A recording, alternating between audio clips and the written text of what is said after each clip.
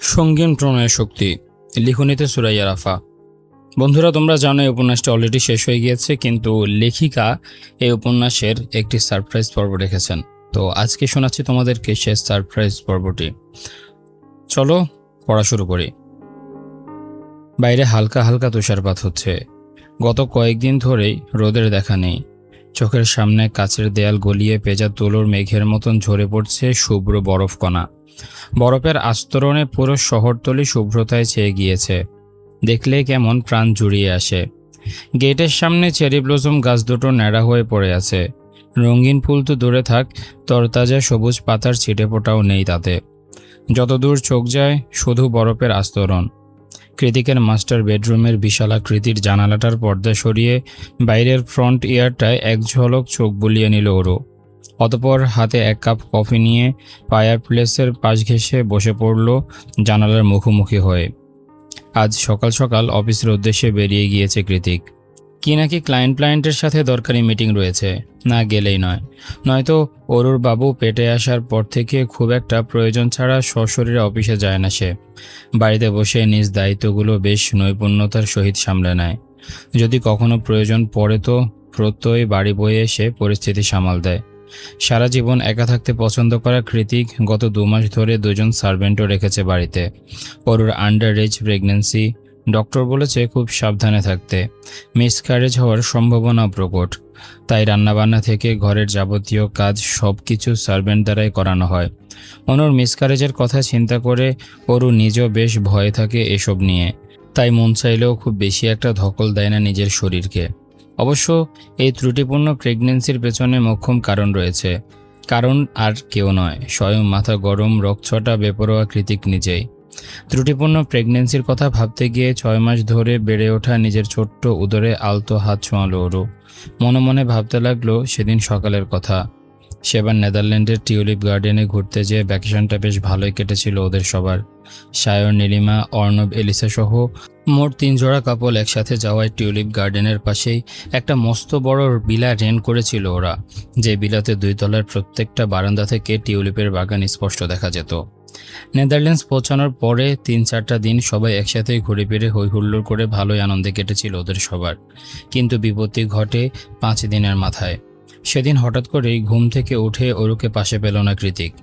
এমনটা সাধারণত কখনো হয় না, কারণ আড়মোড়া ভেঙে যাওয়ার পরেও ওই শক্ত চওড়া বুকের মধ্যে ঢুকে খানিকটা সময় ধরে ওম না নিলে মোটেই ভালো লাগে না ওরুর। অথচ আজ সে সকাল সকাল গায়েব। আগের রাতে অনেক বেশি দেরি করে ঘুমাতে যাওয়ার দরুন কৃতিক ভেবেছিল হয়তো নিজেরই ঘুম থেকে উঠতে বেলা হয়ে গিয়েছে, তাই ওরু হয়তো আছে লিভিং রুমে কিংবা অন্য কোথাও। কিন্তু কিসের কি, পুরো ভিলাতে কোথাও ওরু নেই। শেষমেশ না পেয়ে দরজায় নক করে করে ওদের সবার ঘুম ভাঙিয়েছে কৃতিক। তবে ওরাও কোনো হদিশ দিতে পারল না ওরুর। এমন একটা অচেনা দেশে অচেনা জায়গায় এসে হুট করে কোথায় হারিয়ে গেল মেয়েটা? কোনো বিপদ আপদ হলো না তো আবার? এক আকাশ পরিমাণ হিজিবিজি ভাবতে ভাবতেই এক হাত দিয়ে নিজের চুল নিজেই খামচে ধরল কৃতিক। ওকে এভাবে উদ্বিগ্ন হতে দেখে এলিসা মানানোর স্বরে বলে, শান্ত হ জেকে, ঠান্ডা মাথায় ঠিক করে ভাব কোথায় যেতে পারে মেয়েটা। আচ্ছা, ফোন করেছিলে নিশ্চয়ই? এলিসার কথায় দাঁতে দাঁত চাপে কৃতিক। অতঃপর বিরক্তির সুরে বলে, ফোনটা নিয়ে গেলেই তো করব, ইডিয়েট একটা। আজ ওকে খুঁজে পেলে খবর আছে। আমি যে ওর কী হাল করব নিজেও জানি না। কৃতিকের কথার মাঝে ওকে থামিয়ে দিয়ে ওর দিকে টিস্যু বক্স এগিয়ে দিতে দিতে সায়র বলল, তোর নোজ ব্লিডিং শুরু হয়েছে আবার। কৃতিক এক টুকরো টিস্যু হাতে নিয়ে সেটা দ্বারা নাক মুছতে মুছতে দীর্ঘশ্বাস ছেড়ে বলে উঠল, এই মেয়েটার আমাকে শান্তি দিল না। আমার জীবনটাই শেষ হয়ে যাবে ওকে খুঁজে বের করতে করতে। কথা শেষ করে টি টেবিল থেকে গাড়ির চাবিটা গড়িয়ে নিয়ে বাইরের দিকে হাঁটা ধরে কৃতিক। ওকে চলে যেতে দেখে অর্ণব উদ্বিগ্ন গলায় বলে ওঠে, কোথায় যাচ্ছিস তুই একা একা? আমরা আসবো? কৃতিক যেতে যেতে জবাব দেয়, দরকার নেই, আশেপাশের ট্যুরিস্ট এরিয়াগুলো একটু খুঁজে দেখে আসছি আমি। তারপরেও যদি না পাই তো পুলিশ কমপ্লেন করা ছাড়ার উপায় দেখছি না। কৃতিকের কথার পাশে অর্ণব পুনরায় বলে, কিন্তু তোর তো নোজ ব্লিডিং হচ্ছে, কার ড্রাইভ করতে পারবি তো? কৃতিক আর দাঁড়ায় না। ইতোমধ্যে ওর বুকের মধ্যে দাউ দাউ করে অস্থিরতার আগুন ধরিয়ে দিয়েছে। এভাবে হাত গুটিয়ে বসে থাকলে ও আর নিজেকে সামলাতেই পারবে না। নির্ঘাত বুকের ব্যথায় দম বন্ধ হয়ে মারা যাবে। তাই আর দাঁড়িয়ে না থেকে দ্রুত পায়ে বেরিয়ে যেতে যেতে তপ্ত স্বরে জবাব দিল কৃতিক, পারবো। সারাটা দিন হন্যে হয়ে এদিক সেদিক খুঁজেও লাভ হলো না কোনো। কৃতিক ধারণা করেছিল ওরও হয়তোবা পাকামি করে একা একাই কোনো টিউলিপ গার্ডেনে ঢুকে পড়েছে, কিন্তু তেমন কিছুই নয়। অবশেষে উপায়ন্তর না পেয়ে একরাশ বিষণ্ণতা আর ভারাক্রান্ত মন নিয়ে পুনরায় ভিলাতে ফিরে এলো কৃতিক। উদ্দেশ্য ফোন করে পুলিশকে জানানো, তারা যদি কোনো সোর্সের মাধ্যমে খুঁজে দিতে পারে ওর হৃদস্পন্দনকে। তখন তাড়াহুড়ায় ফোনটা নিয়ে বের হতে পারেনি, তাই আবারও ভিলাতেই ফিরতে হলো কৃতিককে।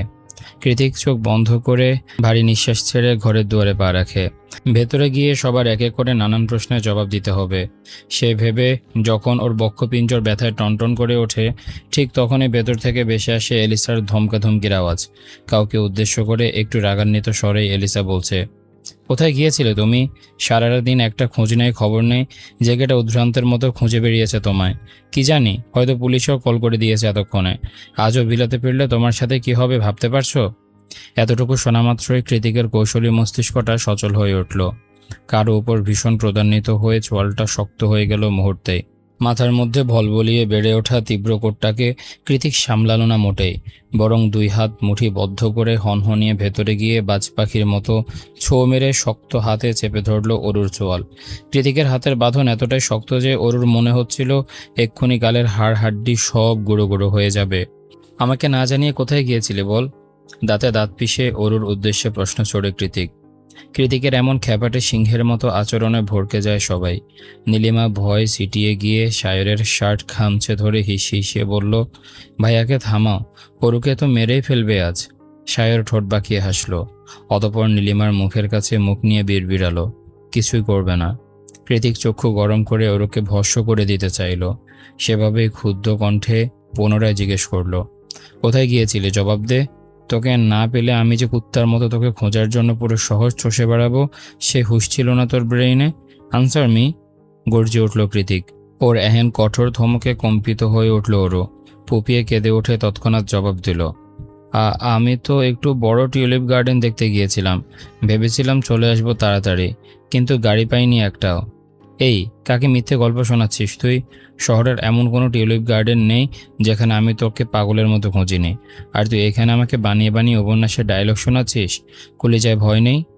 এই পর্যায়ে গর্জে ওঠে অরুর বুকের কাছে জামাটা খামচে ধরে ওকে নিজের কাছে নিয়ে এলো কৃতিক। অরুর মিথ্যে জবাবে কৃতিকের রাগের পারদ দ্বিগুণ তালে বৃদ্ধি পাচ্ছে। ব্যাপারটা বুঝতে পেরে এবার এলিসা এগিয়ে এসে কৃতিকের হাতটা টেনে হিঁচড়ে ছাড়ালো অরুর থেকে। অতপর ক্রন্দনরত অরুকে নিজের বাহুতে টেনে নিয়ে বলল, অনেক হয়েছে জেকে, আজকের মতো ছেড়ে দে মেয়েটাকে, কাল না হয় ঠান্ডা মাথায় শুনি সব কিছু। কৃতিক ক্রুদ্ধ স্বরে বলল, ওকে সাফ উত্তর দিতে বল এলিসা, ও সারাদিন কোথায় গিয়েছিল? নয়তো আজ আর ওকে ছাড়াছাড়ি নেই, আমি ওর সাথে যা ইচ্ছে হয় তাই করব আজ। এলিসার অরুকে নিয়ে দাঁড়িয়ে রইল না কৃতিকের সম্মুখে, বরং তাড়াহুড়ো করে অরু সমেত চলে গেল নিজের বেডরুমে। তখন গভীর রাত। সন্ধ্যা রাতে অরু কৃতিকের ঝামেলার দরুন পুরো ভিলা এখন শুনশান নিস্তব্ধতায় চেয়ে আছে। অন্য কোনো দিন হলে হয়তো এখনও সবাই লিভিংয়ে বসে আড্ডা আনন্দে মেতে থাকতো, কিন্তু আজ সম্পূর্ণ বিপরীত পরিস্থিতি। খানিক বাদে বাদে রাতের আঁধারকে সঙ্গ দিতে লেকের পাড় থেকে ভেসে আসছে কোলাব্যাঙের গ্যাঙ্গর গ্যাঙ্গর আওয়াজ। সেই সাথে টিউলিপের বাগান থেকে ধেয়ে আসা রাতজাগা পাখিদের ডানা ঝাপটানোর শব্দে গভীর ঘুমে কাঁদা হয়ে আছে সকলে। ঠিক এমন সময় অর্ণবের গভীর আরামদায়ক ঘুমের স্তপা দিয়ে ওর মুঠোফোনটা বেজে উঠল তার স্বরে। এত রাতে এই ফোনের আওয়াজ বড্ড বিরক্ত ঠেকল অর্ণবের কানে। অগত্যায় ফোনটা কেটে দিয়ে পাশ ঘুরে শুয়ে পড়ল অর্ণব। কিন্তু ফোনের ওপাশে থাকা ব্যক্তিটির বোধহয় এই প্রত্যাখ্যান সহ্য হলো না মোটেই, যার দরুন আবারও ঝনঝনিয়ে বেজে উঠল মোবাইলটা। এবার আর উপায়ন্তর না পেয়ে ঘুমু ঘুমু চোখে মোবাইলটা রিসিভ করে কানে ধরল অর্ণব। তবে এপাশ থেকে কিছু বলার ফুসরত না দিয়ে ওপাশ থেকে বিরক্তির স্বর ভেসে এলো কৃতিকের। সে দাঁত কটমটিয়ে বিরক্তির কণ্ঠে বলে উঠল, শালা, ফোন তুলছিস না কেন? মরে গেছিস? অর্ণব চোখ কচলাতে কচলাতে হাই তুলে বলল, মরিনি। তবে তুই কেন অন্য রুম থেকে বারবার কল দিয়ে আমার হার্ট অ্যাটাকের বন্দোবস্ত করছিস সেটা ঠিক বুঝতে পারছি না। কৃতিক ফোঁস করে একটা দীর্ঘশ্বাস ছেড়ে গম্ভীর গলায় বলল, আমার বউ কই? লাইক সিরিয়াসলি জেকে, তোর বউ কই সেটা জানার জন্য তুই আমায় মাঝরাতে কল দিয়ে ঘুম ভাঙিয়েছিস? কৃতিক দমল না, নতুন উদ্যমে গম্ভীর গলায় বলল, তোর বউ তখন আমার বউকে বগল দাবা করে রুমে নিয়ে গিয়েছে, এখন দিয়ে যেতে বল, বউ ছাড়া আমার ঘুম আসে না। অর্ণব দীর্ঘশ্বাস ছেড়ে অসহায় সুরে কৃতিককে মানানোর চেষ্টা করে বলল, ভাই বিশ্বাস কর, এত রাতে এলির ঘুম ভাঙালে ও নির্ঘাত আমায় উষ্টা মেরে ইউএসএ পাঠিয়ে দেবে। তাহলে ট্রিক্স খাটা? কৃতিকের কথায় অর্ণব ভ্রু কুঞ্চিত করে শুধালো। ট্রিক্স খাটাবো মানে? কৃতিক নির্বিকার ভঙ্গিতে বলল, মানে আবার কি? তুই এই মুহূর্তে এলিজাকে কল করে বলবি তোর প্রচণ্ড পেট ব্যথা করছে, ঘরে বাইরে শুরু হয়ে গিয়েছে, এক্ষুনি হসপিটালে না গেলে বাইরে যাওয়ার আর উপায় থাকবে না, ঘরে শুরু করতে হবে। কৃতিকের কথায় অর্ণব নাকটা শিকই তুলে বলে ওঠে, ইউ এসব বলবো? ভাই এসব আমি বলতে পারবো না। তুই প্লিজ আজকে রাতটা একটু নিজেকে সামলা, কাল ভোর হলে তোর বউকে আমি নিজে তোর হাতে তুলে দিয়ে আসবো, প্লিজ ভাই। অর্ণবের কণ্ঠে ভীষণ আকুতি, অথচ কৃতিক তাতে দুপয়সার আবেগ না ঢেলে কাটকাট কণ্ঠে বলল, যা বলেছে চুপচাপ তাই কর, নয়তো কাল এলিসা নয় আমি নিজে তোকে কিক মেরে ইউএসএ পাঠিয়ে দেব। এরপর অর্ণব আর কিছু বলতে গিয়েও পারল না, কারণ কথা বলার আগে পিক পিক আওয়াজ করে লাইন কেটে দেয় কৃতিক। অবশেষে অনেক ভেবেচিন্তে উপায়ন্তর না পেয়ে বুকে মাথায় ক্রুশেকে এলিসার নাম্বারে কলটা করে ফেলল অর্ণব। গভীর রাত, ঘুমে তলিয়ে আছে পুরো শহর। অত্যাধুনিক ভিলার প্রত্যেকটা জানালা হাট করে খুলে রাখা হয়েছে। সেখান থেকে বইতে থাকা ঝিরিঝিরি হিমেল হাওয়ায় ঘুমটা গাঢ় হয়ে উঠেছে ওর। ঠিক এমন সময় তলপেটে প্রচণ্ড ব্যথা অনুভব হতেই ধীরে ধীরে কিছুটা তন্দ্রা কেটে গেল ওর। ঘুমের মাঝে মনে হতে লাগলো ও হাওয়ায় ভাসছে। প্রচণ্ড হাওয়ার তোড়ে লম্বা চুল উড়ে এসে আছড়ে পড়ছে চোখে মুখে। কিন্তু ঘুমের মাঝে এমন অনুভূতি হওয়ার কারণটা কি? এটা কি স্বপ্ন? কথাগুলো মস্তিষ্কে কাজ করতে অকস্মাৎ চোখ খুলে ধরপড়িয়ে উঠল ওরও। হঠাৎ ঘুম ভেঙে লাফিয়ে ওঠায় কোথাও একটা থেকে পড়ে যেতে গিয়েও পড়ল না ও, কারণ কেউ একজন দৃঢ় হাতে সামনে রেখেছে ওকে। ঘুমটা পুরোপুরি ছুটে গেল এবার। ওরও চারিদিকে তাকিয়ে বুঝতে পারে ওকে কাঁধে করে তুলে নিয়ে যাচ্ছে কৃতিক। অন্ধকারের মাঝেও কৃতিকের উপস্থিতি টের পাওয়ার মতো ক্ষমতা ওরুর আছে। কিন্তু এভাবে ঘুমের মধ্যে অপহরণ করে তুলে নিয়ে যাওয়ার মানেটা কি? কেন যেন বিরক্তিতে শরীরটা চিরবিরিয়ে উঠল ওরুর। কৃতিক সবসময় বাড়াবাড়ি করে, তাই ওরু এবার ধাতস্থ হয়ে কৃতিককে কয়েকটা কড়া কথা শোনানোর প্রস্তুতি নিল। কিন্তু তার আগে ওকে রুমে এনে বিছানায় ছুঁড়ে মারল কৃতিক। ওরুকে বিছানায় রেখে এগিয়ে গিয়ে দরজা জানালাগুলো লাগিয়ে দিতে দিতে কঠিন স্বরে বলে, কোথায় ছিলি সারাদিন? সত্যি করে বল ওরু। ব্যাস, এক বলে চক্কা হাঁকালো কৃতিক, যার ফলস্বরূপ অরুর সব হাওয়া ফুস। অরু ভেবেছিল কৃতিক হয়তো ব্যাপারটা ভুলে গিয়েছে এতক্ষণে, এখন হয়তো একান্তে অরুর সঙ্গ চায় বলে এভাবে তুলে নিয়ে এসেছে ওকে। কিন্তু না, এটা তো Zayan Kritik, over possessive, over reactive. তার কাছ থেকে ছাড়া পাওয়া কি এতই সহজ? অরু ভাবছে দেখে কৃতিক আবারও এগিয়ে এসে ওরুর মুখোমুখি হয়ে দাঁড়ায়, অতপর রাশভারী আওয়াজে শোধায়, কি হলো? এই ছোট্ট প্রশ্নের উত্তর দিতে এত সময় লাগছে কেন? আমি কি খুব কঠিন প্রশ্ন করেছি? ওরু ভরকালো, সামান্য তোতলানো সুরে বলল, দেখুন, প্রত্যেকেরই তো এইটুকুনি প্রাইভেসির প্রয়োজন, তাই না? তাছাড়া আমি আপনাকে গ্যারান্টি দিয়ে বলতে পারি আমি কোনো খারাপ কাজ করিনি। অরুর কথায় সন্তুষ্ট হওয়া তো দূরের কথা, উল্টো কৃতিকের দৃষ্টিতে অগ্নিস্ফুলিঙ্গ ফুটে উঠল মুহূর্তে। তীক্ষ্ণ চোয়ালটা শক্ত হয়ে ব্লেডের মতো ধারালো হয়ে উঠল যেন। সে এগিয়ে গিয়ে বেডসাইডের টেবিলের ড্রয়ার থেকে একটা চকচকে হ্যান্ডকাপ বের করতে করতে বলল, তোর মাঝে এমন কি আছে যা আমার অজানা ওরু? কি এমন প্রাইভেসি এখন অবশিষ্ট রয়েছে যা আমি উন্মুক্ত করিনি?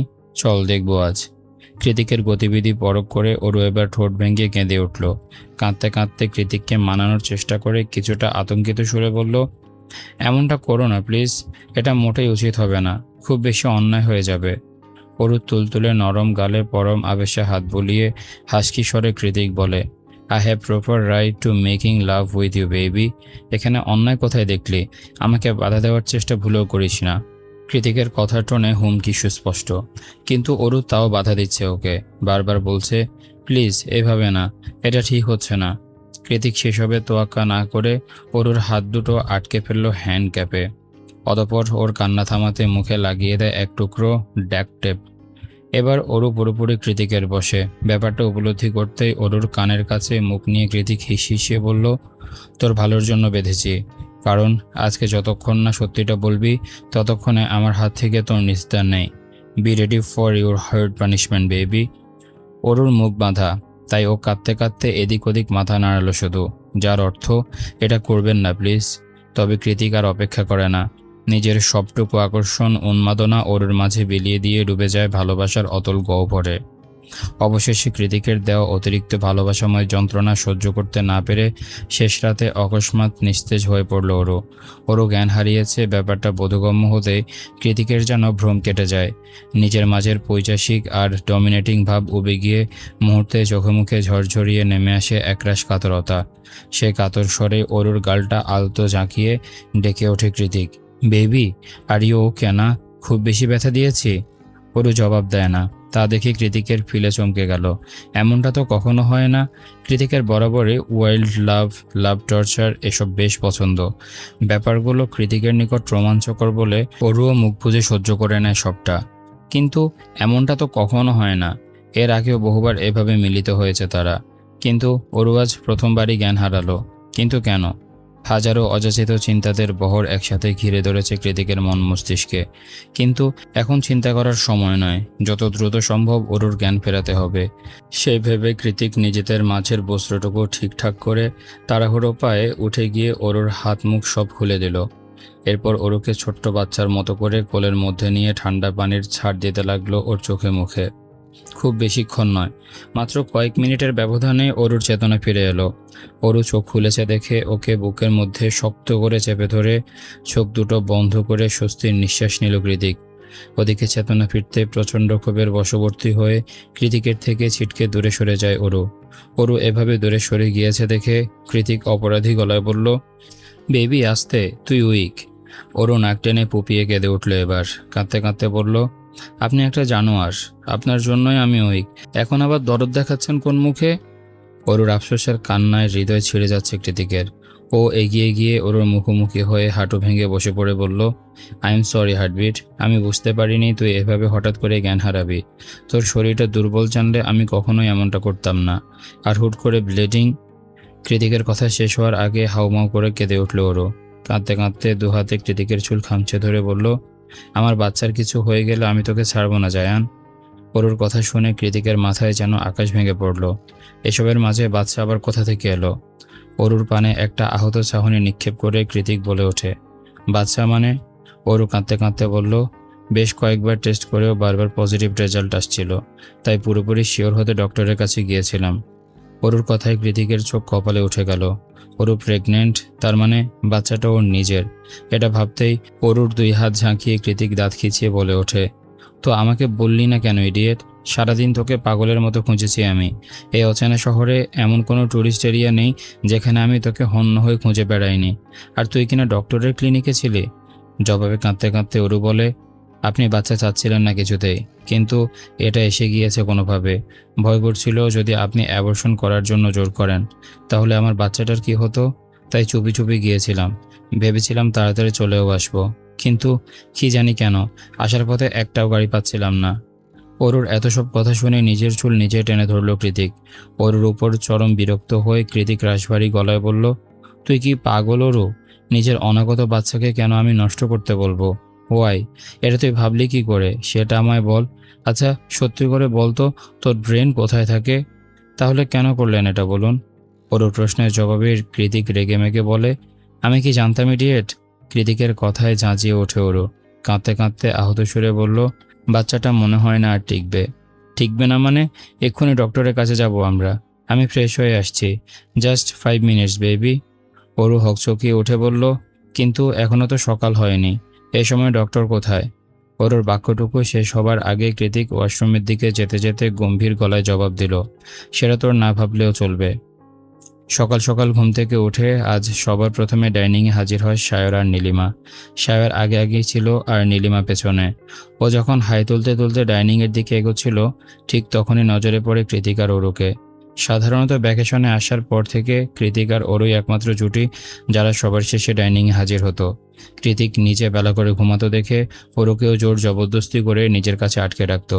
অথচ আজ সূর্য একেবারে পশ্চিম আকাশে উদয় হওয়ার মতোই অরু কৃতিক সবার আগে ডাইনিংয়ে। শুধু ডাইনিংয়ে বললে ভুল হবে, অরুকে পাশে বসিয়ে রেখে কৃতিক নিজ হাতে ফ্রুটস খাওয়াচ্ছে ওকে। ব্যাপারটা পুরোপুরি সন্দেহজনক। তাই ডাইনিংয়ে এসে বসতে বসতে সায়র শুধালো, সূর্য আজ কোন আকাশে উদয় হলো যে কে? কাল রাতে দেখলাম বউকে ধমকাচ্ছিস, আর এখন পাশে বসে ফ্রুটস খাওয়াচ্ছিস। বাবা! সায়রের কথার বিপরীতে ওর দিকে গরম চাহনি নিক্ষেপ করে কৃতিক ক্ষুব্ধ গলায় বলে, shut up, she is pregnant with my baby, idiot. কৃতিকের কথায় শুনশান নীরবতায় ছেয়ে গেল পুরো লিভিং রুম। কারো মুখে কোনো রা নেই, কেবলই চামচ নাড়ার টুংটাং আওয়াজ। এমত অবস্থায় ফট করে অরুর নিকট এগিয়ে গিয়ে নীলিমা বেকুবের মতো বলে ওঠে, খিরে অরু, তুই না বলেছিলি কৃতিক ভাইয়া বাচ্চা নিতে মোটেই ইচ্ছুক নয়, তাহলে হলোটা কি করে? অরু গালভর্তি ফ্রুটস চিবোতে চিবোতে জবাব দিল, ভুল করে। অরু কথাটা বলতেই ঠোঁট টিপে কৌতুক মিশ্রিত হাসি হাসল সায়র। হাসতে হাসতে কৃতিককে উদ্দেশ্য করে সায়র বলল, তুই আজকাল এসবেও ভুল করিস ভাই। কৃতিক জবাব দিল না, উল্টো নিজের মাথামোটা বউটার দিকে তাকিয়ে দীর্ঘশ্বাস ছাড়ল। অরূপ পাপ্পি আইস করে তাকিয়ে আছে কৃতিকের পানে, যেন ভাজা মাছটা উল্টে খেতে জানে না সে। সায়র কৃতিককে খোঁচা মেরে আরও দু একটা কথা শোনাবে, তার আগে ওদের মাঝে আগমন ঘটে অর্ণব আর এলিসার। এলিসার কাঁধে ভর করে মুমূর্ষু রোগীর মতো হাঁটছে অর্ণব। ওকে এভাবে হাঁটতে দেখে সায়র উদ্বিগ্ন কণ্ঠে বলে ওঠে, কি হয়েছে তোর অর্ণব? অর্ণব কিছু বলল না। এলিসা জবাব দিল, কি জানি কি স্ট্রিট ফুড খেয়ে ডিসেন্ট্রি বাঁধিয়েছে, কাল থেকে কতবার গিয়েছে তার হিসেব নেই, তাই রাতে হসপিটালে নিয়ে গিয়েছিলাম। পুনরায় প্রশ্ন ছুড়ে সায়র বলে, কি বলিস, আমাদের কেন জানালি না? রাস্তাঘাটে কোথাও কাজ সারেনি তো আবার? অর্ণব দাঁত কটমটিয়ে সায়রের পানে অগ্নিদৃষ্টি নিক্ষেপ করে বলল, শালা বেশি কথা বলিস তুই। অর্ণবের ঝাড়ি খেয়ে থামল সায়র। এবার অর্ণবের চোখ গেল কৃতিক আর অরুর দিকে। ওদের পাশাপাশি বসে থাকতে দেখা মাত্রই এলিসার কাজ ছেড়ে দিয়ে শটান হয়ে দাঁড়িয়ে পড়ল অর্ণব। ওকে দাঁড়িয়ে পড়তে দেখে এলিসা ঠোঁট উল্টে শুধালো, কি ব্যাপার, এতক্ষণ তো হাঁটতে পারছিলি না, এখন এমন টান টান হয়ে দাঁড়িয়ে পড়লি যে, ক্লান্ত লাগছে না? কাজ ঝেড়ে এগিয়ে গিয়ে চেয়ারে বসতে বসতে অর্ণব বলল, না এখন ঠিক আছি। আয়জান, তুইও আমার পাশে এসে বস, কাল থেকে বড্ড খাটুনি গিয়েছে তোর। সায়র খেতে খেতে অবাক দৃষ্টিতে অর্ণবকে পরখ করে বলল, কি অদ্ভুত ডিসেন্ট্রি রে বাবা, এইটুকুর মধ্যে সেরে গেল। সায়রের কথার জবাবে অর্ণব কথা ছুড়বে, তার আগে অরুকে কোলে নিয়ে দাঁড়িয়ে পড়ল কৃতিক। সায়র ঘাড় ঘুরিয়ে কৃতিকের পানে চেয়ে শুধালো, তুই আবার বউ নিয়ে কোথায় যাচ্ছিস? সায়রের কথার জবাব না দিয়ে কৃতিক ওদের সকলকে উদ্দেশ্য করে বলল, আমরা আগামীকাল তোদের সাথে ইউএসএ ফিরছি না। ডক্টর অরুকে সম্পূর্ণ বেড রেস্টে থাকতে বলেছে, এই মুহূর্তে জার্নি করা পসিবল নয়, তাই আমরা আর কিছুদিন পরে ফিরব। কথা শেষ করে অরু সমেত রুমের দিকে পা বাড়ায় কৃতিক। এদিকে সায়রের সব খটকা থেকেই যায়। ও খাবার চিবোতে চিবোতে একা একাই বিড়বিড়ায়, অদ্ভুত তো, আমার বউকে তো ডক্টর বেড রেস্টে থাকতে বলল না, অথচ ওর বউকে বলল। কালকে গিয়ে ডক্টর ব্যাটাকে ধরতে হবে। বিগত দিনগুলোর কথা ভেবে আরও একবার প্রাণোচ্ছল হাসি হাসল ওরও। ঠিক সে সময় দরজার পাসওয়ার্ড খোলার পিকপিক আওয়াজ হলো নিচতলা থেকে। বোধহয় কৃতিক এসেছে, সে ভেবে তাড়াহুড়ো করে আবারও কম্পিউটারের নিচে গিয়ে ঘুমের ভান ধরে পড়ে রইল ওরও। উদ্দেশ্য একটাই, তার শক্ত চওড়া উষ্ণ বুকে মুখ লুকিয়ে একটুখানি আবিষিত গ্রহণ করা, তার মাতাল মাতাল স্যান্ডেলউড পারফিউমের গন্ধটা নিজের সর্বাঙ্গে ধারণ করা। এই ছোট্ট জীবনে প্রাপ্তির ঝুড়ি পরিপূর্ণ। আর কি বাছাই? রমজান মাস। মাহে রমজানের আমেজে মাতোয়ারা ধরনী। পবিত্র এই মাসে দয়ার ভাণ্ডার যেন উজাড় করে দেন স্বয়ং উপরওয়ালা। দুনিয়া থেকে শুরু করে কবরবাসী অবধি সে দয়া গা ভাসিয়ে স্বস্তির নিঃশ্বাসে ক্ষান্ত হয় যেন। রহমত বরকত আর নাজাতের সৌরভে পরিপূর্ণ থাকে প্রতিটি ধর্মপ্রাণ মুসলমানের অন্তর। যদিও ক্যালিফোর্নিয়ার এই অচেনা মাটিতে সেই সৌরভ নিতান্তই ম্লান, তবে কৃতিকের ডুপ্লেক্স বাড়িতে প্রতিদিনই ঠিকই নিয়ম করে শেষ রাতে আলোকিত হয় রান্নাঘর। গরম খাবারের লোভনীয় ঘ্রাণ আর নিগুড় নিস্তব্ধ রাতে সেহেরির সারা টুংটাং শব্দে যেন পুনর্জীবিত হয় ম্লান হয়ে আসা রমজানের সেই মন্থর পবিত্র সুবাস। একমাত্র বউয়ের আবদারে কোনোদিন ধর্মের ডাকে সাড়া না দেওয়া বেপরোয়া উগ্র বদমেজাজি মানুষটাও এবছর রোজা পালনে উদ্বুদ্ধ হয়েছে। রোজা থেকে শুরু করে সালাত আদায় সব কিছুই পালন করছে। ধীরে ধীরে নিজেকে গুটিয়ে এনে সমর্পণ করতে চাইছে উপরওয়ালার চূড়ান্ত কাঠগড়ায়। আজ শনিবার, অরুকৃতিক কারোরই ক্লাস নেই। সারাদিন বাড়িতে ছিল ওরা দুজন। সন্ধ্যা হতে এখনও বেশ কিছু সময় বাকি। মাত্রই আসরের সালাত শেষ করে রেডি হয়ে বেরিয়েছে ওরু। কৃতিক বাড়িতে নেই, তাই ড্রাইভিংয়ের দায়িত্বটা নিজের ঘাড়ে নিয়েছে সে। নীলিমার বাসায় ইফতার পার্টি আজ। দূরদেশে নিজেদের কাছের মানুষগুলোর সঙ্গে দেখা হওয়ার সূক্ষ্ম এক অজুহাত বলা চলে। সে যাই হোক, যাত্রার মাঝপথে কৃতিককে দেখতে পেয়ে গাড়ি থামায় ওরও। বাইক স্ট্যান্ড করে তাতে ঠেস দিয়ে দাঁড়িয়ে আছে রাস্তার পাশে। অগত্যা কৌতূহলী ওরু কৃতিকের সামনে গিয়ে ব্রেক কষল গাড়িতে। লেদার জ্যাকেট, হাতের গ্লাভস আর হেলমেট পরিহিত কৃতিককে দেখলে বরাবরই মুগ্ধ হয় মেয়েটা। এলোমেলো চুলের এই ড্যাশিং লোকটাকে দেখে ভালো লাগার চিনচিন ব্যথায় কেমন হাঁসফাঁস করে ওঠে ওর নাজুক অন্তঃকরণ। অরুর কান্না পায়, ভীষণ কান্না, গলা আটকে আসে ব্যাকুলতায়। এই বাজে অসভ্য উগ্র লোকটাকে কেন এত ভালো লাগতে হবে? তাকে দেখলে কেন এমন গলা শুকিয়ে যাবে?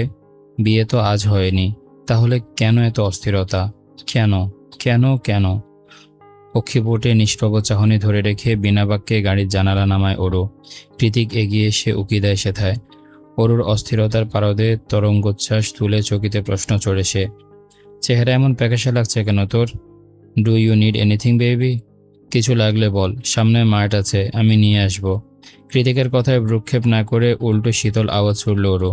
ভর সন্ধ্যাবেলা বাইক নিয়ে বেরিয়েছেন যে, দেখে তো মনে হচ্ছে রাইডে যাবেন। আজ যে নীলিমাদের বাসায় ইফতারির দাওয়াত রয়েছে, সে কথা ভুলে গেলেন? না সূচক মাথা নাড়ল কৃতিক। তৎক্ষণাৎ প্রত্যুত্তর করল, ভুলিনি। সায়র বেটা এখনো কাজ থেকে পেরেনি, তাই ওকে আটকাতে যাচ্ছি। ওরও বিস্মিত হয়ে শুধায়, কিন্তু কেন?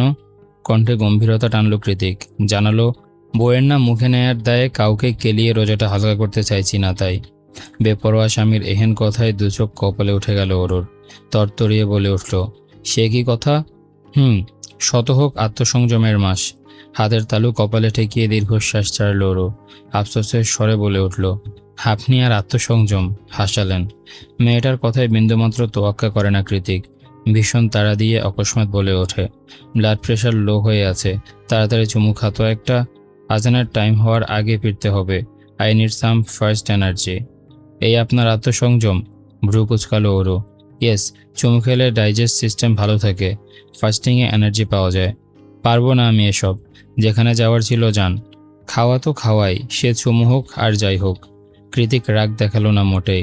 কপটতায় ঠোঁট বাঁকিয়ে আফসোসের স্বরে বলল, ঠিক আছে, রাস্তার মাঝে অ্যাক্সিডেন্ট করে মরে টরে গেলে তখন আবার কেঁদে কুটে দুনিয়া ভাসিয়ে ফেলিস না, তাহলে মরেও শান্তি নেই। জানিস তো, আমি আবার তোর কান্না সহ্য করতে পারি না।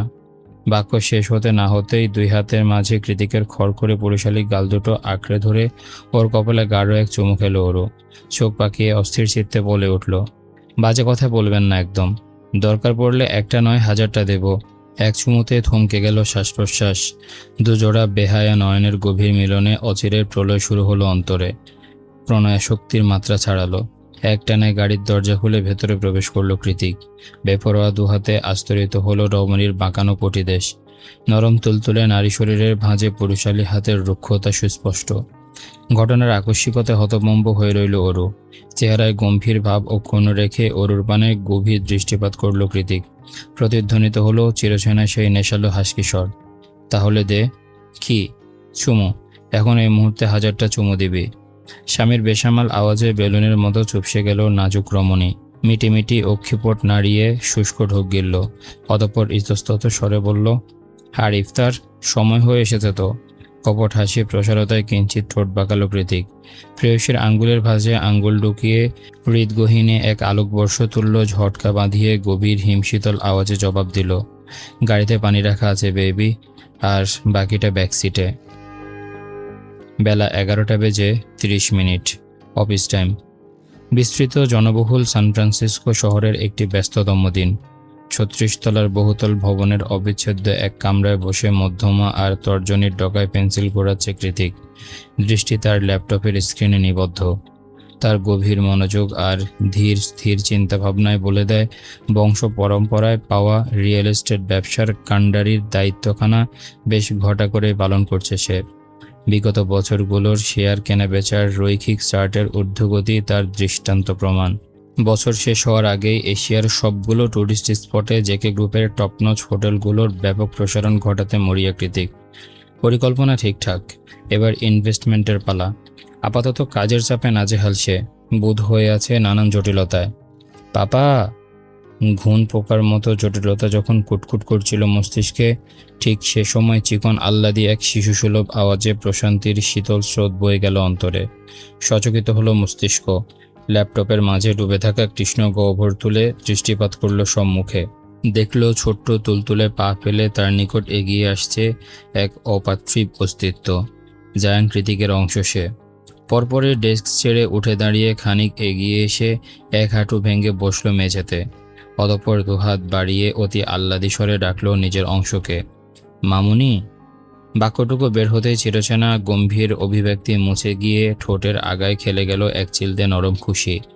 তার সামান্যতম আহ্বানে বিশ্বজয়ের খুশিতে ঢেউ তুলল বিপরীত পক্ষ। খিলখিল হাসির ঝংকারে বড়িয়ে তুলল chief director of JK group mister Zayan কৃতিকের বৃহদাকার অফিস কামরাখানা। মেয়ের খুশিতে অভিভূত হয়ে ফের নতুন উদ্যমে ডেকে উঠল কৃতিক। মামুনি, কাম, পাপা ডাকছে তোমায়, কাম হেয়ার। আর এক মুহূর্ত বিলম্ব নয়, তৎক্ষণাৎ অপটু পায়ে ছন্দ তুলল এলোমেলো নাজুক গতিবিধি। এক ছুটে গিয়ে পাপার গলা জড়িয়ে ধরে কিয়ারা। বড্ড আদুরে মোলায়েম স্বরে ডেকে ওঠে, পাপা। জি মা। মেয়ে প্রত্যুত্তরে কণ্ঠস্বর খাদে নামায় কৃতিক। কিয়ারা বলে, কিয়ারা মিস করেছে তোমাকে। একটু আগেই তো পাপা চাইল্ড কেয়ারে ড্রপ করে দিয়ে এসেছে তোমাকে, তাহলে মিস কেন? ছোট্ট তুলতুলে হাতে ওর পাপার কলারের আস্তিন নিয়ে খেলা করছে কিয়ারা। সেভাবে ভবগুরু হয়ে ঠোঁট উল্টে মাথা চাকালো সে। মেয়ের কর্মকাণ্ডে স্মিত হাসির রেখা ফুটল সুদর্শন গুরুগম্ভীর বদনে। মনে মনে ভাবল অরুর কথা। মেয়ের ছোট্ট ছোট্ট অভ্যেস তার মায়ের মতোই হয়েছে। এই যেমন অরু কাছে এলে তার কলারের আস্তিন কিংবা শার্টের বোতাম নিয়ে বেখেয়ালে ব্যস্ত হয়ে পড়ে, মেয়েও হয়েছে তাই। কৃতিক ভাবনায় বোধ। এরই মাঝে পুনরাবৃত্তি ঘটে সরু আদুরে কণ্ঠের। প্রত্যয় আঙ্কেল নিয়ে এলো। অনুমতি কে দিল? মাম্মাম। তোমার মাম্মাম কোথায়? অফিসে। দীর্ঘশ্বাস ফেলল কৃতিক। চিবুকে তর্জনী বলিয়ে অস্পষ্ট আওয়াজে আওড়ালো, এতদিন পর তাহলে ম্যাডামের অফিসে আসার মুড হলো? আজ তোর খবর আছে রে অরু। ইন্টার্নির নাম করে স্বয়ং স্বামীর অফিসে প্রতিদিন ফাঁকিবাজি করায় যেন অরুর নিত্যদিনের অভ্যেস। ওর ভালো লাগে না অফিসে যেতে, তবুও যায়, কারণ কৃতিক সাফ সাফ জানিয়ে দিয়েছে রেগুলার এমপ্লয়ীদের মতো প্রতিদিন 9টা-6টা অফিস করলে তবেই তাকে এক্সপিরিয়েন্স সার্টিফিকেট দেয়া হবে, নইলে কোনো দিন না। বেচারি অরু। বড়লোক বিলিয়নিয়ার স্বামীর কোটি টাকার বিজনেস দিয়ে 2 টাকার লাভও হলো না তার। সে প্রতিটা দিন 1000টা ছুতো দেখিয়েও এক বিন্দু টলাতে পারেনি তার কোল্ড ব্লাড স্বামীটাকে। বরং উল্টো বেড়েছে ফরমায়েশ, কাজের চাপ, তার পাশাপাশি নির্ঘুম রাতের অসহনীয় পাগলামি। এই লোক রাতে ঘুমায় না, অরুকেও ঘুমাতে দেয় না। ভালোবাসার তাড়নায় ক্লান্ত বানিয়ে তবে ছাড়ে। অরু নাস্তা নাবুদ হয়ে অফিস টফিস ঠিকিয়ে তুলে সারাদিন বিছানায় পড়ে ঘুমায়। এদিকে কৃতিক ঠিকই চনমনে অ্যাক্টিভিটি নিয়ে নিজের কাজে বেরোয়। অরু ভেবে পায় না কৃতিকই আদৌ কখনো কোনো কাজে ক্লান্ত হয়। হয়েছিল বোধ হয়, ঠিক মনে নেই অরুর। আজ থেকে বেশ কিছু বছর আগে কোনো এক ঝড়ের রাতে, নির্জন রাস্তা, প্রকাণ্ড ঝড়ো হাওয়া, এলোমেলো বাতাসে উত্তাল ধরিত্রী, তারই মাঝে স্থির গাড়ির অভ্যন্তরে দুটো অস্থির প্রাণ।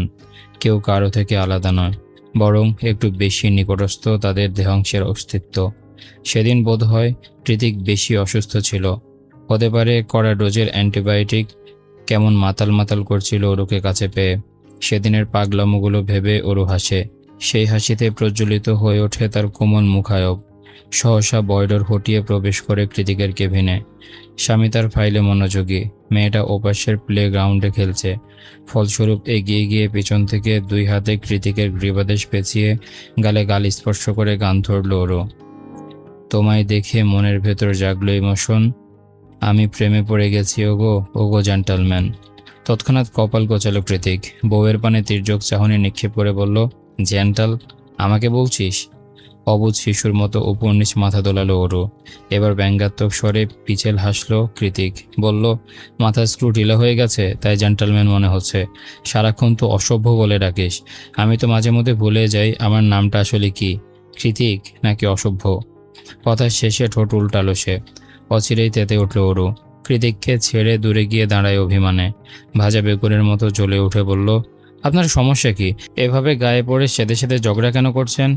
দেখতে পারছেন না রোমান্টিক মুডে আছি, নাকি এখনো ভালো লাগে না আমায়? কৃতিকের চোখের গম্ভীরতা স্পষ্ট দৃশ্যমান, কণ্ঠেও বেশ কঠোরতা টানল সে। ভারী কি আওয়াজে বলল, গত সপ্তাহে কয়দিন অফিস মিস দিয়েছিস? 4 দিন। আমতা আমতা করে জবাব দিল ওরু। রিজন? ফের প্রশ্ন। ওও জানালো, আপনি ভালো করেই জানেন। দীর্ঘশ্বাস ছাড়ল কৃতিক। বলল, তুই যেটার কথা বোঝাতে চাইছিস সেটা কখনোই অফিস মিস দেওয়ার কারণ হতে পারে না। পৃথিবীর সকল দম্পতিকে এই ধরনের নির্ঘুম রাতের মুখোমুখি হতে হয়। ইভেন আমিও তোর সঙ্গে রাত জেগেছি, কষ্ট নিশ্চয় আমারও কম নয়।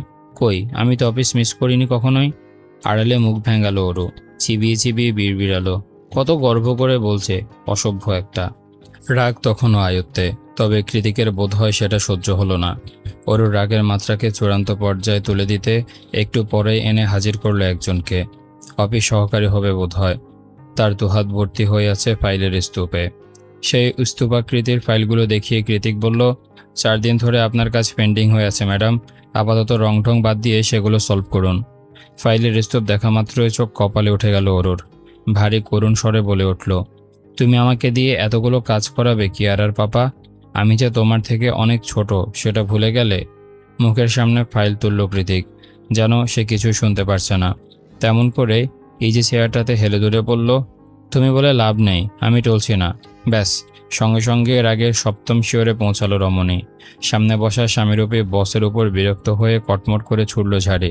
অসভ্য, নোংরা, বদমাশ লোক, আপনি করুন আপনার কাজ, একাই তুলুন আপনার ফাইল, আমি কিচ্ছু পারবো না। কথা কটা বলে কিয়ারার নিকট এগিয়ে গেল ওরও। হাতের খেলনাগুলো সরিয়ে ওকে কোলে তুলে হাঁটা দিতে ঠোঁট ফোলালো কিয়ারা। বড্ড অভিমানে কণ্ঠনালী ক্ষীণ হয়ে এসেছে তার।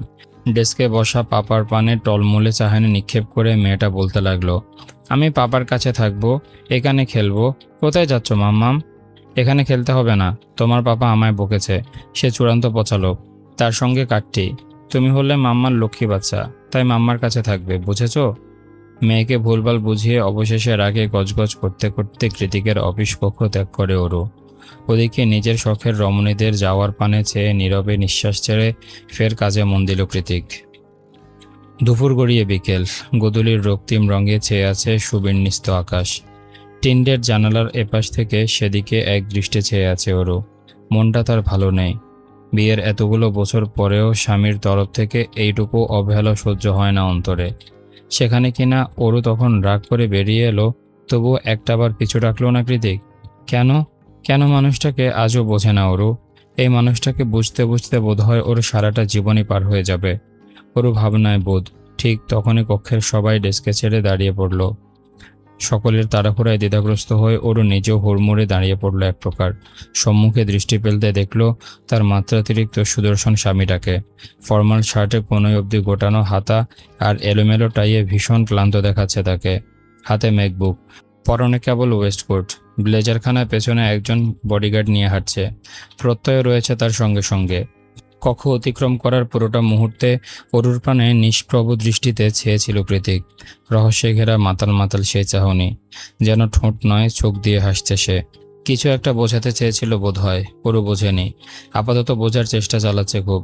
তার মধ্যে পেছন থেকে অ্যানা ডেকে উঠল okay, hey ma'am, please call me Aru. মিষ্টি হেসে প্রত্যুত্তর করলো মেয়েটা, can I show you something please? Yeah sure. এর পরের বাক্যলাপগুলো ইংরেজিতে চলতে লাগলো।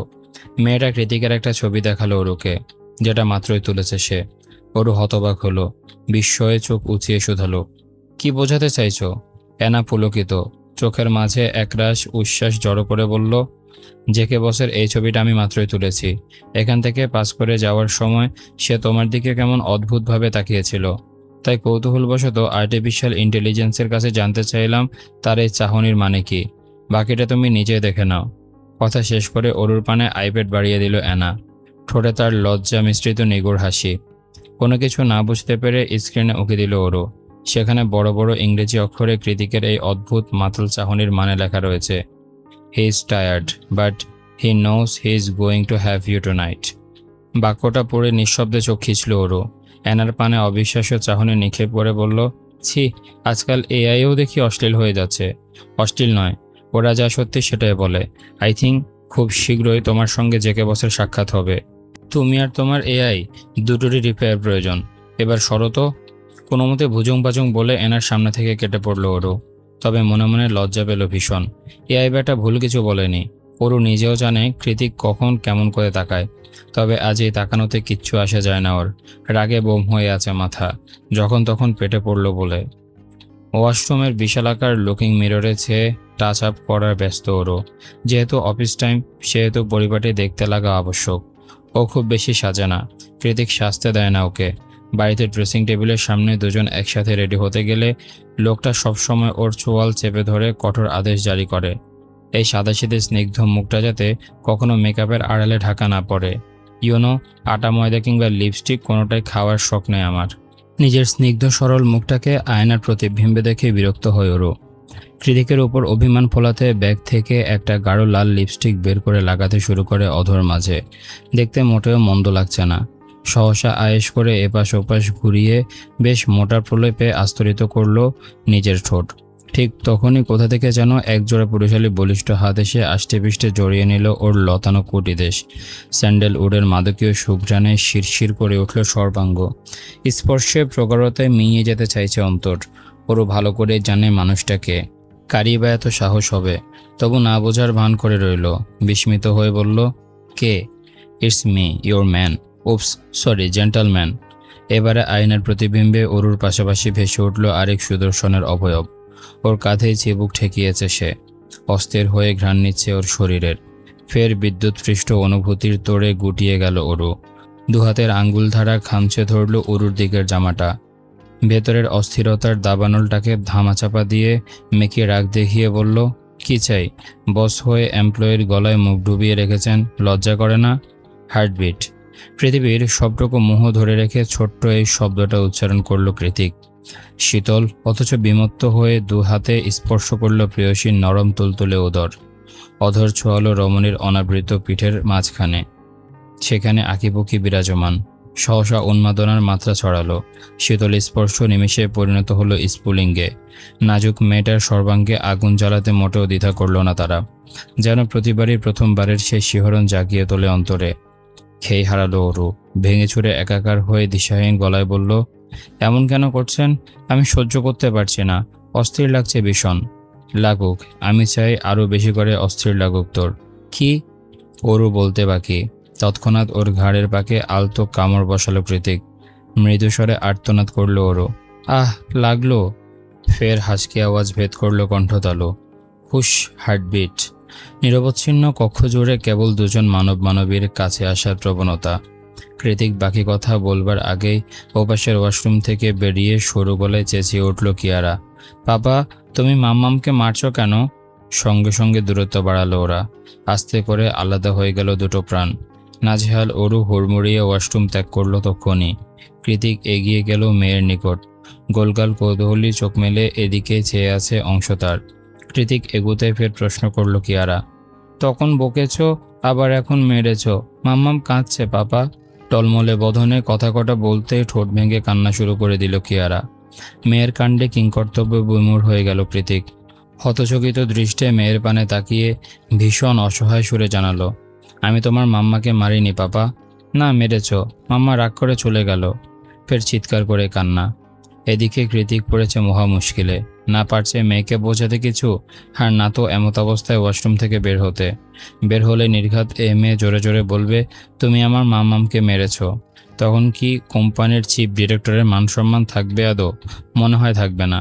বিনা অপরাধে বউ পেটানোর দায় নিয়ে সারা জীবন ঘুরতে হবে তাকে, যার সাক্ষী স্বয়ং তার একমাত্র কন্যা। অগত্য উপায়ন্তর না পেয়ে ওয়াশরুমে বসে মেয়েকে কোলে তুলে নিল কৃতিক। এদিক ওদিক হেঁটে হেঁটে কান্না থামানোর প্রয়াসে বারংবার কপালে চুমু খেতে খেতে বলতে লাগলো, কিয়ারা, আমার মা, কাঁদে না বাবা, ভুল হয়ে গেছে বাবার, সরি বলছি, আর কখনো মারবো না তোমার মাম্মামকে, প্লিজ কান্না থামা। অফিস টাইম শেষ হয়েছে বহুক্ষণ। পার্কিং লটে একাই দাঁড়িয়ে আছে ওরু। মেজাজ তার সপ্তমে। রাগের তোড়ে অপটু হাতে কালো মার্সিডিজে বারংবার কিলঘুষি হাঁকাতে ব্যস্ত সে। গাড়ি চালাতে না পারার দুঃখে মনে মনে নিজেকেও মারছে দু চার ঘা। একটু পরে সেখানে এসে হাজির হয় কৃতিক। বুকের মাঝে তার ঘুমন্ত কিয়ারা। অরু মেয়েকে দেখা মাত্রই অস্থির হতে চাইল। পরপরই কি ভেবে যেন গুটিয়ে গেল নির্লিপ্তে। গাড়ির গায়ে ঠেস দিয়ে দাঁড়িয়ে রইল চুপচাপ। কৃতিক প্রথমে আলগোছে গাড়িতে বসিয়ে দিল ঘুমন্ত কিয়ারাকে। অতঃপর অরুর নিকট এগিয়ে এসে বলল, চল। অরু গাল ফোলালো। অন্যদিকে মুখ ঘুরিয়ে অভিমানী স্বরে বলল, যাব না আমি। না গেলে কোথায় থাকবি? এখানেই, এই রাস্তায়। যদি তোর কিছু হয়ে যায়, হলে হোক, তাতে আপনার কি? অরুর বলতে বাকি। ঠেস দেওয়া অবস্থাতেই ওর দুহাত গাড়ির সঙ্গে চেপে ধরতে দেরি হলো না কৃতিকের। নির্বিকারে দাঁতে দাঁত ফিসল সে। হিমবাহের ন্যায় শীতল কণ্ঠে বলল, কিয়ারা জায়ানের পাপা মিস্টার জায়ান কৃতিক হয়ে আছে বলে এটা ভাবিস না যে আমি অরোরা জায়ানের অসভ্য কৃতিক চৌধুরী হতে ভুলে গিয়েছি। মনে রাখিস, ওটাই আমার আসল রূপ। ওরও দীর্ঘশ্বাস ছাড়ে। অপারক কণ্ঠে শোধায়, কোথায় যাব? যেখানে আমি নিয়ে যাব। বাক্য শেষ করে অরুকে ঠেলে গাড়িতে বসায় কৃতিক। অতঃপর কোথাও একটা কল করে জানায় মেয়ে বায়না ধরেছে সে আজ তার আর্থার ব্রাদারের সঙ্গে ঘুমাবে, কারণ তার পাপা বউকে নিয়ে লেট নাইট ডেটে যাচ্ছে। কল কেটে যেতেই কপাল কুঁচকে গেল অরুর। কণ্ঠনালীতে বিস্ময় ধরে রেখে বলে, লেট নাইট ডেট মানে? কোথায় নিয়ে যাবেন আপনি আমায়? কৃতিক জবাব দেয় না, গাড়ির ক্লাচারে পা দাবিয়ে প্লে লিস্ট চেক করে একটা গান চালিয়ে দেয় শুধু। क्या जाने तू मेरे इरादे ले जाऊंगा सांसे छुरा के। যেতে যেতে গভীর হয়ে আসে রাত। আধারে ঘুটঘুটে হয় অমানিসার আকাশ। গাড়ির মন্থর আলোয় খানিক বাদে বাদে মেয়ে আর তার মায়ের পানে নিগুড় দৃষ্টিপাত করে কৃতিক। পরু শুধায়, কি দেখছেন? স্মিথ হেসে হিসিয়ে জবাব দেয় কৃতিক, আমার দুনিয়া। এখানে শেষ হয়ে গেল অরু আর জায়ান কৃতিকের প্রেমের উপাখ্যান। যদি লেখিকা কখনো না আনেন, হয়তো আর কখনোই জায়ান কৃতিক আর অরুর এই উপাখ্যান আমরা নতুন কোনো উপন্যাসে দেখতে পাবো না। সেজন্য পুরো উপন্যাসটা তোমাদের কেমন লেগেছে অবশ্যই কমেন্ট করে জানাবে। এই সারপ্রাইজ পর্বটি তোমাদের কেমন লেগেছে সেটাও অবশ্যই জানাবে। নতুন কোন উপন্যাস তোমরা আমার কণ্ঠে শুনতে চাও সেটাও কমেন্ট করে জানিয়ে দাও। দেখা হচ্ছে নতুন উপন্যাসে, নতুন কোনো চরিত্রের সাথে, নতুন কোনো গল্প নিয়ে। ততক্ষণ পর্যন্ত সবাই ভালো থাকো, সুস্থ থাকো। আজকের মতো আমি তারিফ এখানে বিদায় নিচ্ছি। আল্লাহ হাফেজ।